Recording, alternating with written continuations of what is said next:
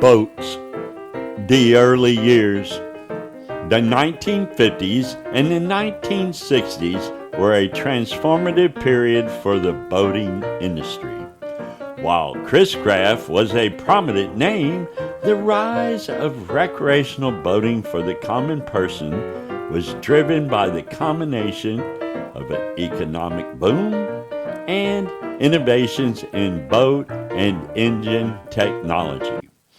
And this is an interesting world documentary. A key factor was the rise of new companies and the shift to new materials, while Chris-Craft built its reputation on luxury wooden boats.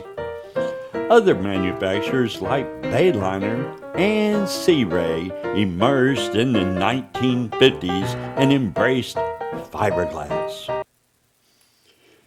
Fiberglass was a game changer. It was cheaper to produce, easier to maintain, and more durable than wood, which made boats more accessible and affordable for a wider audience. The industry growth was staggering. In 1950, there was just under 450,000 registered motorboats. But by 1959, the industry was selling that many boats in a single year. The outboard motor was also pivotal. While Evinrude had pioneered the technology in the early 1990s, the post-war era saw intense competition and innovation from companies like Mercury Marine. The rivalry between Evinrude and Mercury pushed the entire industry forward, leading to the development of cleaner, quieter, and more powerful engines. These engines, in turn, made boating more enjoyable and practical for the average family. The convenience of a powerful portable outboard motor meant that smaller, less expensive boats could be used for a variety of activities, from fishing to water skiing, further expanding the appeal of this wonderful sport called boating. Today's top manufacturers of small fiberglass boats include Boston Whaler, Grady-White, Sea Ray, and Ranger Boats. Leading outboard motor manufacturers are Yamaha, Mercury Marine, and Suzuki. Evinrude's decline was a result of several factors, including reliance on two-stroke technology. While Evinrude's two-stroke E-Tech engines were advanced, the market shifted to four-stroke engines. Failed technology. The company's initial Fitch direct injection technology had significant issues, leading to recalls and a tarnished reputation. Loss of market share, competition, especially from Mercury Marine and Yamaha, squeezed Evinrude's market share. Business decisions.